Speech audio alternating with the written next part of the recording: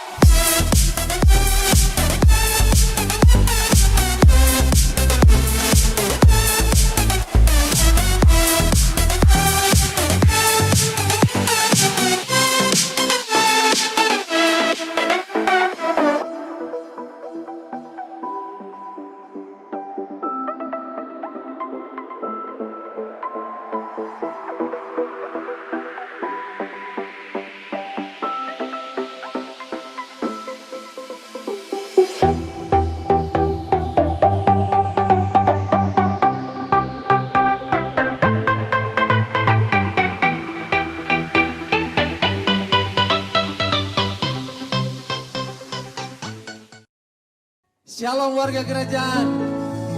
Shalom, selamat pagi warga kerajaan. Bersukacitalah hari ini, sebab Tuhan jadikan hari ini baik adanya. Haleluya.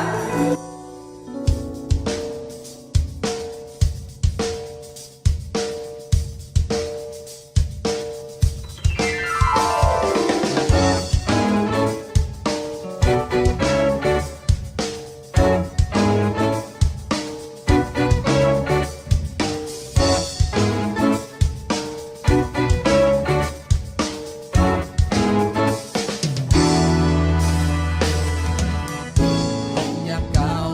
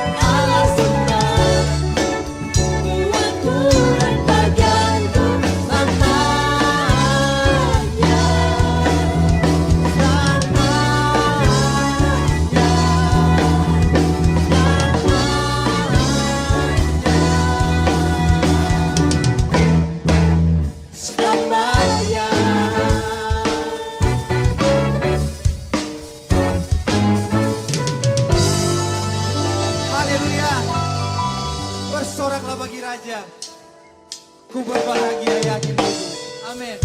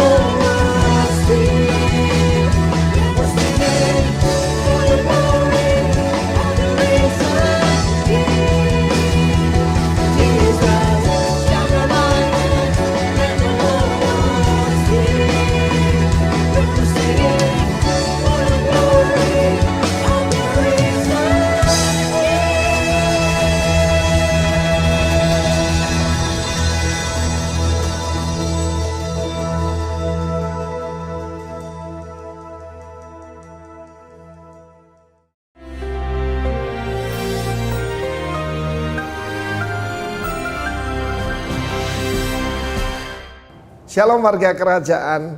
Banyak orang cuma senang musim semi dan suka dengan summertime. Tapi istri saya itu menarik sekali. Dia suka kalau melihat pohon-pohon yang berwarna coklat, orange, merah pada musim gugur. Kita pernah pergi ke satu tempat yang sangat indah namanya Chusaiko di daerah utara sana dekat Tibet ya, di China. Tetapi sayang kita datang tidak pada musim gugur. Sehingga daun-daunnya cuma hijau. Dan refleksi di danau itu cuma kelihatan hijau. Dan mereka berkata, kamu datang pada musim yang keliru. If you come on autumn or fall, akan begitu indah karena berwarna-warni. Karena itu ketika ada musim gugur dalam hidup kita pada saat ini, ketika penghasilan mungkin berkurang, ketika apa yang kita biasanya ada dan menerima juga tidak kita terima, just enjoy. Dalam Yakobus 1:12 kata, berbahagialah orang yang menghadapi berbagai percobaan dan lulus tahan uji. Dia akan menerima apa? Mahkota kehidupan. Mahkota sana Stefanus. Stefanus adalah mahkota untuk pemenang, ya. Karena Tuhan hanya memberkati the overcomer. Amin. Ada begitu banyak berkat untuk the overcomer apabila dia telah tahan uji. Ternyata selama ini saya sudah sampaikan bagaimana dalam minggu yang lalu orang itu harus mencapai lacking nothing. Apa yang kurang dalam hidup saya? Yang paling tahu istri saya. Dia bilang kamu tuh kurang sabar. Aneh sekali nama Chinese saya Jin atau Ren itu artinya dua ya. Yang pertama artinya sabar. Saya jadi kalau mestinya ganti nama bukan Pak Arifin, Pak Sabar. Dan yang satu lagi artinya baik. Kind. Jadi rupanya antara orang sabar dan orang baik itu dua sisi dari sebuah mata uang, ya. Kalau orang sabar biasanya baik dan orang baik biasanya sabar. Nah, saudara yang kasih Tuhan, waiting itu tidak mudah, saudara. Ya, barusan ini Pak Frankie ada di Jayapura di sebuah hotel, ya, meskipun itu suite room dari sebuah hotel itu tidak menyenangkan. Karena 3 bulan dia di sana tidak bisa ngapa-ngapain. Dan demikian juga mungkin banyak para saudara seperti itu. Tetapi saudaraku, untuk melatih kita sabar, kita harus masuk dalam satu keadaan. Baik kalau orang berkata, sampai kapan ini? Artinya kita belum sabar. Sabar sana makrotimia. Makrotimia. Panjang sabar. Panjang sabar dan kelemah lembutan itu saudara kembar, saudara. Berbagai orang yang lemah lembut sebab dia akan mewarisi bumi, kan? Iya kan? Dan firman Tuhan menjelaskan pada kita Yakobus 1:12 yang kita mau tunggu adalah bukan cuma sempurna, but the crown of life. Life di sana zoe, hidup yang kekal. Karena itu di dalam 2 Timotius pasal 2 digambarkan 3 golongan orang. Yang pertama prajurit yang baik dari Kristus Yesus. Yang kedua seorang atlet yang menjadi juara. Dan yang ketiga seorang petani yang tekun, yang sabar, yang menanti hasil yang baik. Karena itu ketiga-tiganya memerlukan ketekunan. Ya, kesabaran, ketekunan, ketahanan. Ini adalah yang Tuhan mau dalam hidup kita. Itu membuktikan kualitas hidup kita. Ingat ya, bukan soal doing tapi being. Karena kita diciptakan menurut citra dan gambar Allah. Dan Tuhan itu maha pengasih, maha penyayang. Tuhan memberkati kita semua. Makin sabar, makin tekun, dan makin kuat di dalam Tuhan. Bertahan menghadapi segala sesuatu. The crown of life tersedia untuk saudara saya. Haleluya, amin. Shalom, Bapak, Ibu, Saudara, semua rekan-rekan di dalam Tuhan, keluargaku GBI Rock Manado. Pagi hari ini sebelum kita memulai untuk mendengarkan kebenaran firman Tuhan, mari terlebih dahulu kita bersama-sama untuk berdoa. Tuhan Yesus, kami mengucap syukur buat apapun yang kami lalui dalam hidup kami hari-hari ini. Kami berterima kasih biar pagi hari ini Engkau nyatakan isi hatimu kepada setiap kami. Roh Kudus tuntun kami dimanapun kami semua berada saat kami mendengarkan berita tentang kebenaran firman-Mu ini. Engkau sendiri yang menuntun kami, memberikan hikmat, membuka mata dan telinga rohani kami, supaya kami mengerti apa isi hati-Mu dalam kehidupan kami Tuhan. Mari setiap kami Tuhan, kami mau saat kami mendengarkan firman Tuhan ini, kami boleh mengalami perjumpaan secara pribadi dengan Engkau. Di dalam nama Yesus, buat setiap orang yang siap mendengarkan firman bersama-sama berkata, amin, amin saudara. Saya sangat bersuka cita, saya merasa terhormat ketika saya diminta untuk membagikan berkat oleh Kak Jo, saya panggil seperti itu biasanya, oleh Pastor Jonathan. Sebelumnya saya memperkenalkan diri dulu, saya adalah Yohanes, ya, nama lengkap saya Yohanes Wibowo. Saya seorang home leader dari GBI Rock Malang, satelit RGCC, Rock Generation Community Church. Nah, saya melayani di KGC Malang. Ya, salam hormat kami, salam hangat kami dari keluarga di Malang buat saudara sekalian. Baik, saudara-saudaraku sekalian, pagi hari ini saya percaya kita semua menyiapkan hati dan pikiran kita untuk kita mendengarkan kebenaran firman Tuhan. Nah, Bapak Ibu saudara-saudara sekalian, bulan ini kita memasuki sebuah tema baru yang dinamakan dengan equipping atau memperlengkapi. Nah, equipping yang seperti apa? Disebutkan secara rinci ada dua hal kalau kita berbicara tentang equipping. Yang pertama, berbicara tentang modeling atau menjadi contoh. Yang kedua, berbicara tentang nurturing atau pemeliharaan atau pendampingan. Nah, saudara sekalian, ketika kita berbicara tentang modeling, saya teringat kalau kita ingin membuat katakan sebuah produk di sebuah perusahaan, maka katakan perusahaan otomotif, maka akan dibuat sebuah model atau sebuah contoh, ya, prototype. Bagaimana nantinya ketika itu diterapkan dalam kondisi nyata. Nah, sama halnya seperti kata modeling ini dalam hal yang disesuaikan dengan tema kita, equipping, modeling berbicara tentang keteladanan. Sementara nurturing berbicara tentang bagaimana membantu seseorang untuk bisa mengalami pertumbuhan rohani secara khususnya. Nah, apa yang perlu diperlengkapi dari setiap kita semua? Hari-hari ini kita perlu diperlengkapi banyak hal. Tapi hari ini saya akan berbicara tentang bagaimana memperlengkapi diri kita dengan dasar yang benar, ya. Saya akan kembali kepada dasar yang benar tentang kekristenan. Nah, Bapak Ibu, saudaraku sekalian, mari kita perhatikan dalam sebuah kisah, yaitu kisah tentang Raja Ahaz yang diambil dalam 2 Tawarikh 28 ayat ke-20 sampai 23. Demikian.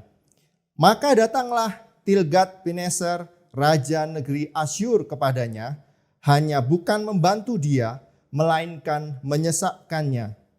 Walaupun Ahaz merampas barang-barang dari rumah Tuhan, dari rumah raja, dan dari rumah-rumah para pemimpin, dan menyerahkan semua itu kepada raja negeri Asyur, namun perbuatannya itu tidak menguntungkan dia.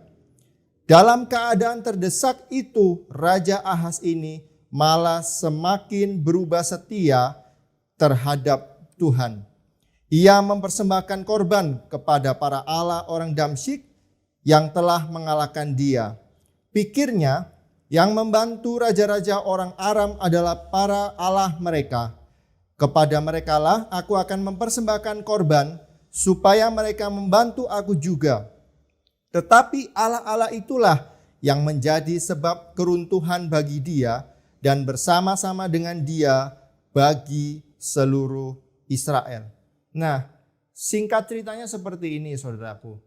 Ketika Ahaz menjadi seorang raja, dia mengandalkan harta yang dia miliki, dia mengandalkan kekayaan dan seluruh perbendaharaan yang ada di rumah Tuhan, dia ambil dan dibayarkan kepada Asyur, saudara, kepada raja negeri Asyur. Dengan tujuan apa? Negeri Asyur diandalkan untuk membantu Raja Ahaz untuk mengalahkan musuh-musuhnya, ya, untuk mengalahkan para orang-orang Aram. Nah, tapi yang terjadi tidak demikian. Justru setelah Ahaz membayar raja negeri Asyur, malah yang terjadi sebaliknya, Ahaz mengalami kekalahan. Dan ketika Ahaz mengalami kekalahan dari musuh-musuhnya, dari orang-orang Damsyik ini, Ahaz justru berpikir untuk menyembah Allah orang Damsyik. Karena dia pikir bahwa Allah orang Damsyik inilah yang memberikan kemenangan kepada mereka. Ketika saya membaca ayat ini, ketika saya membaca perikop ini, saya renungkan kurang lebih keadaannya sama dengan apa yang kita alami hari-hari ini. Banyak orang, banyak dari kita, mungkinnya kita melihat penyertaan Tuhan hanya kita ukur, hanya kita nilai berdasarkan apa yang kita alami hari-hari ini. Kita melihat bahwa penyertaan Tuhan, kita melihat bahwa keberadaan atau eksistensi Tuhan hanya diukur dari pencapaian yang kita miliki hari-hari ini. Enggak mengherankan ketika kita semua lagi dalam kondisi pandemi yang seperti ini, bahkan di marketplace kita mengalami banyak tekanan dan banyak permasalahan. Kita melihat bahwa bahkan orang percaya pun mereka mengalami kondisi yang sulit. Dan banyak orang yang mulai meninggalkan Tuhan hanya karena mereka mengalami hal yang sama. Banyak orang yang mulai meninggalkan Tuhan karena orang mengalami tekanan dalam hidupnya. Mungkin banyak orang itu mereka mulai bertanya, saya rajin beribadah, saya rajin berdoa. Setiap hari Minggu saya ke gereja, setiap seminggu sekali saya mengikuti persekutuan atau komsel atau kingdom community kalau di Malang dikatakan. Saya melayani, memberikan perpuluhan, bahkan saya memberikan persembahan kepada Tuhan. Tetapi kenapa saya justru mengalami kondisi yang seperti ini? Apakah hari-hari ini ketika saudara memiliki bisnis saudara sedang mengalami kesulitan? Ataukah hari-hari ini ketika saudara bekerja dan kondisi pandemi ini membuat saudara terdampak sehingga saudara kehilangan mata pencaharian saudara? Ataukah saudara mengalami sakit penyakit? Ataukah buat saudara sekalian yang sedang melakukan studi, saudara merasa jenuh karena saudara tidak bisa pergi kemana-mana?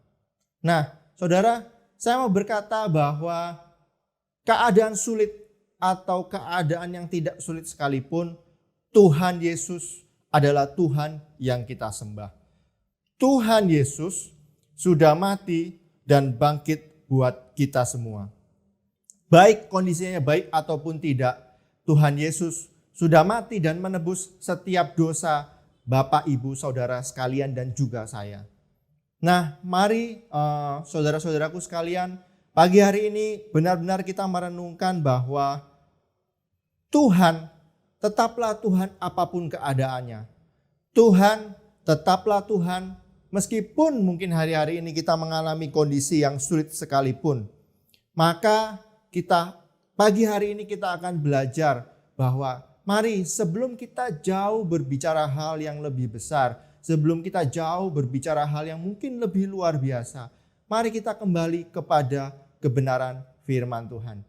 Bahwa saudaraku, apa yang Yesus kerjakan berapa tahun yang lalu jauh lebih penting daripada apa yang kita alami hari-hari ini.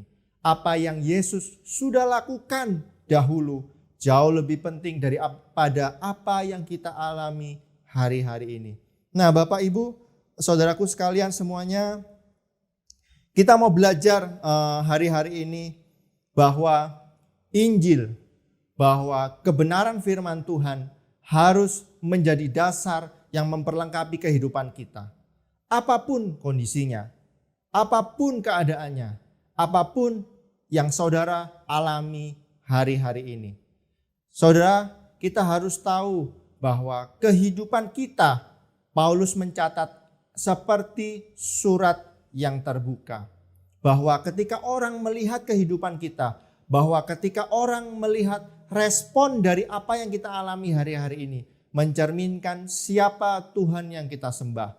Dalam artian seperti ini, jangan sampai ketika orang tahu kita rajin beribadah, ketika orang tahu kita melayani dan segala sesuatunya, dan ketika kita mengalami berbagai macam kesulitan, apa yang keluar dari mulut dan kehidupan kita, orang akan melihat, oh seperti inikah orang Kristen? Oh seperti inikah orang yang percaya kepada Tuhan Yesus? Nah mari saudara, kita mau sadar bahwa segala sesuatu yang kita alami hari-hari ini, baik enak ataupun tidak, semua berbicara tentang Kristus. Bukan tentang saya, bukan tentang apa yang saya alami dan lain sebagainya. Nah saudara, saya adalah seorang pedagang. Saya juga punya bisnis. Dan bahkan bisnis saya pun juga mengalami dampak dari pandemi corona ini saudara. Tapi saya belajar bahwa apakah bisnis saya mengalami kesulitan atau tidak, saya belajar untuk tetap mengucap syukur. Saya selalu belajar untuk melihat apa yang Tuhan Yesus sudah lakukan dalam kehidupan saya. Saya mau berkata bahwa apapun yang terjadi dalam kehidupan saya mau belajar untuk mengucap syukur. Dan saya mau belajar untuk berharap kepada Tuhan. Dan saya percaya bahwa Tuhan Yesus baik apapun keadaannya. Dahulu, sekarang, maupun sampai selamanya. Nah mari Bapak Ibu semuanya sekalian, kita mau belajar bahwa apapun yang kita miliki hari-hari ini, kekuatan apapun yang kita andalkan hari-hari ini, semuanya itu sia-sia tanpa Kristus. Semuanya sia-sia tanpa Tuhan yang ada di dalam kita. Semuanya sia-sia tanpa pengorbanan Yesus di atas kayu salib buat saudara dan buat saya. Nah, hari-hari ini juga mungkin kita mengalami hal yang gak enak dan lain sebagainya. Seringkali kita lebih senang untuk mendengarkan perkataan yang positif, lebih jauh daripada perkataan kebenaran firman Tuhan. Tahukah saudara bahwa kebenaran firman Tuhan harus dinyatakan apapun kondisinya? Mari kita lihat di dalam 2 Timotius 4 ayat 1-5. Di hadapan Allah dan Kristus Yesus yang akan menghakimi orang yang hidup dan yang mati, aku berpesan dengan sungguh-sungguh kepadamu demi pernyataannya dan demi kerajaannya. Beritakanlah firman, siap sedialah, baik atau tidak baik waktunya. Nyatakanlah apa yang salah, tegurlah dan nasihatilah dengan segala kesabaran dan pengajaran. Karena akan datang waktunya, orang tidak dapat lagi menerima ajaran sehat, tetapi mereka akan mengumpulkan guru-guru menurut kehendaknya untuk memuaskan keinginan telinganya. Mereka akan memalingkan telinganya dari kebenaran dan membukanya bagi dongeng. Tetapi kuasailah dirimu dalam segala hal, sabarlah menderita, lakukanlah pekerjaan pemberita Injil dan tunaikanlah tugas pelayananmu. Bapak, Ibu, Saudara sekalian, kita belajar bahwa hari-hari ini kita punya teknologi, kita punya fasilitas yang membuat kita mudah untuk kita mengakses berbagai macam pengajaran. Yang membuat kita mudah untuk kita mungkin setiap hari kita bisa mendengarkan khotbah dari gereja A, dari gereja B, dari pembicara A, dan lain sebagainya. Nah, berita baik kalau kita hari-hari ini karena kondisi pandemi ini membuat kita lebih sering mendengarkan kebenaran firman Tuhan. Tetapi yang paling berbahaya adalah ketika kita mulai memilih-milih firman yang hendak kita dengarkan. Kita lebih menyukai firman yang lebih menyenangkan telinga dan hati kita. Tetapi kalau mungkin firman itu buat saudara, mungkin firman itu berkata keras, menegur setiap kesalahan dan pelanggaran kita, kita tidak mendengarkannya. Mungkin kita bisa beralasan bahwa saya lagi mengalami kondisi yang sulit dan lain sebagainya. Tapi firman ini jelas berkata, apapun kondisinya, firman tetap harus dinyatakan. Baik atau tidak baik waktunya, nyatakan apa yang salah, tegurlah dan nasihatilah dengan segala kesabaran dan dengan pengajaran. Saudara, mengapa kita perlu belajar untuk hidup dengan firman Tuhan? Mengapa kita perlu belajar untuk membaca dan merenungkan firman Tuhan? Karena kita belajar untuk mengenal pribadi Yesus yang telah mengasihi, yang telah terlebih dahulu mengasihi saudara dan saya. Karena pengorbanannya di atas kayu saliblah yang membuat kita semakin mencintai Yesus. Saat kita membaca dan merenungkan firman, saat kita memiliki disiplin rohani setiap hari, merenungkan firman Tuhan, saat teduh, punya jam-jam doa, saudara bersekutu, itu yang membuat kita semakin mengenal siapa Tuhan yang kita sembah. Nah, Bapak Ibu Saudara sekalian, itu dasar yang benar. Jadi bukan berarti bahwa kita membaca firman supaya kita diberkati, kita berdoa atau memberikan persembahan atau perpuluhan dan lain sebagainya supaya kita dijauhkan dari permasalahan. Enggak, saudaraku. Bahwa baik orang percaya ataupun orang tidak percaya hari-hari ini, kita semua mengalami kondisi yang sulit. Tapi saya percaya saat kita percaya kepada Yesus, saat kita berpegang teguh kepada firman-Nya, selalu ada pengharapan di dalam Dia. Apa yang kita alami hari-hari ini, Yesus tetaplah Yesus dan Tuhan tetaplah Tuhan. Kondisi sulit tidak membatalkan Tuhan menjadi Tuhan di dalam kehidupan kita. Kita mengenal Dia, kita mengasihi Dia, bukan supaya kita masuk surga, tetapi karena Dia telah mati buat saudara dan buat saya. Nah, Bapak Ibu, mari kita belajar. Mari kita kembali kepada kebenaran firman Tuhan. Apa yang mesti diperlengkapi dalam kehidupan kita? Kalau dikatakan bahwa tema equipping adalah modeling dan nurturing, menjadi teladan. Bukankah kita ini representative of Christ's kingdom? Kita adalah representasi dari kerajaan Tuhan. Bahwa apa yang kita lakukan, bahwa respon kita terhadap setiap permasalahan kehidupan kita, orang akan melihat. Dan ketika mereka melihat kita, apakah mereka mempermuliakan nama Bapa di surga, atau justru sebaliknya nama Tuhan tidak dipermuliakan? Mari kita kembali kepada kebenaran firman Tuhan. Mari saudaraku, hari-hari ini yang perlu kita lakukan adalah kita belajar untuk meresponi setiap firman Tuhan yang diberikan. Kita meresponi setiap koreksi, kita meresponi setiap teguran yang Tuhan berikan kepada kita. Kita meresponi setiap apa yang Tuhan hendak berikan kepada kita. Nah, apa yang kita perlu lakukan supaya kita bisa diperlengkapi, supaya kita bisa kembali ke dalam dasar kebenaran firman Tuhan, supaya kita menjadi representasi, supaya kita bisa menjadi model kerajaan surga. Yang harus kita lakukan adalah dengan hidup di dalam kebenaran firman Tuhan. Nah, Bapak Ibu, mungkin kalau kita mendengarkan perkataan ini kita bingung, seperti apa sih hidup di dalam kebenaran firman Tuhan? Mari saya akan berbagi kepada Bapak Ibu sekalian bahwa hidup di dalam kebenaran firman Tuhan berbicara tentang 3 hal. Yang pertama adalah belajar untuk mencintai firman Tuhan. Paulus berkata di dalam Roma 1 ayat 16 bahwa Injil adalah kekuatan yang menyelamatkan setiap orang yang percaya.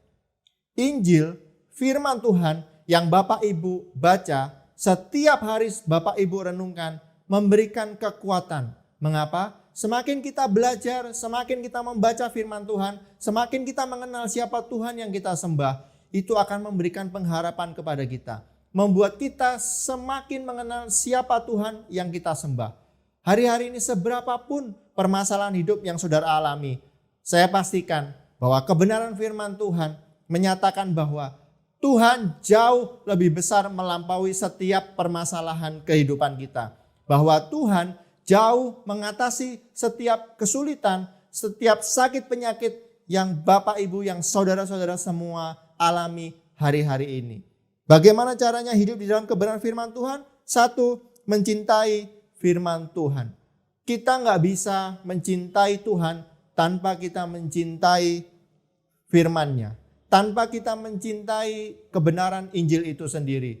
bagaimana saudara bisa berkata bahwa saudara mencintai pasangan saudara kalau saudara nggak mencintai apa yang pasangan saudara lakukan buat saudara, saudara nggak mencintai semua tentang pasangan hidup saudara? Saya pikir itu adalah hal yang tidak mungkin untuk dikerjakan. Nah, yang kedua saudara adalah menghidupi kebenaran firman Tuhan. Di dalam Yohanes 8 ayat 31 sampai 32, di situ tertulis bahwa kurang lebih saudaraku, bahwa ketika kita mengetahui kebenaran firman Tuhan, maka kebenaran itu akan memerdekakan kita. Nah, saudara, mengetahui kebenaran firman Tuhan, mengetahui Injil akan membebaskan kita. Tetapi apa yang dimaksud dengan mengetahui? Ketika saya membaca firman ini, ketika saya mencari referensi, kata mengetahui kebenaran, kata mengetahui memiliki bahasa aslinya adalah ginosko. Ginosko ini kalau diterjemahkan artinya adalah intim. Nah saudara, bagaimana kita bisa intim dengan kebenaran firman Tuhan kalau kita cuma membaca tanpa kita melakukannya? Kalau kita mau hidup intim dengan kebenaran firman Tuhan, maka kita belajar untuk mengerjakan apa yang kita baca. Untuk kita melakukan apa yang kita baca dalam kebenaran firman Tuhan. Saya percaya bahwa iman tanpa perbuatan adalah mati. Iman tanpa perbuatan adalah sia-sia. Kita mungkin bisa berbicara tentang kebenaran firman Tuhan. Kita mungkin bisa berkhotbah. Kita mungkin bisa menasihati orang lain. Tetapi bagaimana dengan diri kita sendiri? Bisakah kita melakukan apa yang kita ajarkan kepada orang lain? Maka Bapak Ibu, hal yang kedua adalah menghidupi kebenaran firman Tuhan. Karena seberapa besar, seberapa luas pengetahuan kita akan kebenaran firman Tuhan, semuanya sia-sia ketika kita tidak mengerjakannya. Bahkan firman Tuhan juga menyebut ketika kita tahu untuk melakukan kebaikan tetapi kita tidak melakukannya, maka sesungguhnya kita berdosa. Nah, hal yang ketiga adalah hidup mengandalkan Tuhan. Hidup mengandalkan Roh Kudus. Bagaimana kita bisa belajar untuk hidup mengandalkan Tuhan dan hidup mengandalkan Roh Kudus? Jawabannya sederhana. Hiduplah di dalam komunitas. Hiduplah di dalam persekutuan orang-orang kudus. Kondisi yang sulit yang akhir-akhir ini kita alami justru membuat kita harus semakin saling mendoakan satu sama lain.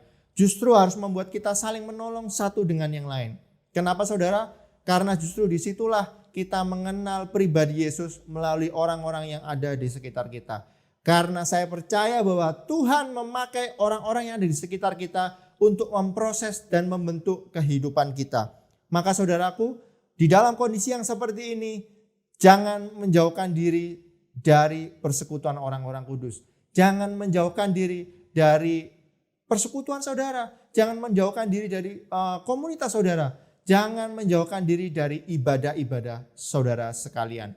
Meskipun kita cuma online service, tetapi pastikan kita melakukannya dengan pengertian yang benar. Kita melakukannya dengan kesungguhan hati yang benar. Saya percaya ketika kita hidup di dalam kebenaran firman Tuhan, ketika kita hidup mengandalkan Tuhan, ketika kita hidup mengandalkan Roh Kudus, kita adalah pribadi yang rendah hati. Kalau ditanya siapa contoh pribadi yang rendah hati, kebanyakan dari kita akan menjawab Daud. Nah, Daud disebut sebagai orang yang rendah hati karena Daud selalu mengandalkan Tuhan dalam kehidupannya. Bahkan ketika Daud tidak berperang sekalipun, Daud selalu bertanya kepada Tuhan apa yang harus dikerjakan. Daud benar-benar tahu bahwa jabatan, bahwa apapun yang dia miliki dalam kehidupannya, semua itu sia-sia tanpa Tuhan. Bahwa apapun yang saudara miliki hari-hari ini, semuanya sia-sia tanpa Tuhan. Nah saudara, sekali lagi saya mau berkata bahwa dalam Ibrani 10 ayat 25, seperti yang tadi saya katakan, janganlah kita menjauhkan diri dari pertemuan-pertemuan ibadah kita, seperti dibiasakan oleh beberapa orang, tetapi marilah kita saling menasihati, dan semakin giat melakukannya menjelang hari Tuhan yang mendekat. Ada hal yang menarik ketika kita membaca ini dalam terjemahan bahasa Indonesia sehari-hari. Disebutkan seperti ini. Hendaklah kita tetap berkumpul bersama-sama dan janganlah lalai seperti orang lain. Kita justru harus lebih setia saling menguatkan, sebab kita tahu bahwa tidak lama lagi Tuhan akan datang. Bapak, Ibu, saudaraku semuanya sekalian, mari justru dalam kondisi yang seperti ini, equipping berbicara tentang kita memperlengkapi kehidupan kita dengan dasar yang benar, yaitu kebenaran firman Tuhan. Kembali kepada Injil, kembali kepada kebenaran bahwa apapun yang kita alami hari-hari ini, Tuhan tetaplah Tuhan yang kita sembah. Bahwa Yesus sudah mati buat Bapak, Ibu semuanya sekalian, menebus setiap dosa dan pelanggaran kita. Mari saudaraku semuanya sekalian, kita kembali kepada kebenaran firman ini. Bahwa justru di hari-hari yang seperti ini, kita harus kembali terus melekat kepada Tuhan. Mengapa saudaraku? Karena melalui kehidupan kitalah orang melihat siapa Tuhan Yesus yang kita sembah. Saya percaya bahwa baik atau tidak kondisinya, mari kita dengarkan, kita buka hati dan telinga kita untuk kebenaran firman Tuhan. Mari kita belajar untuk gak pilih-pilih, oh khotbah ini yang menyenangkan saya akan dengarkan. Oh khotbah ini saya mau ke gereja ini aja karena khotbahnya menyenangkan buat saya. Oh tidak seperti itu Bapak Ibu. Tetapi kita mau belajar bahwa kebenaran firman Tuhan tetaplah harus dinyatakan baik atau tidak waktunya. Saya berdoa buat kita semua. Saya percaya bahwa Tuhan Yesus selalu memberikan pengharapan. Bahwa Tuhan Yesus adalah pengharapan. Bahwa Yesus adalah kebenaran yang sejati buat kita semua. Shalom. Tuhan Yesus memberkati.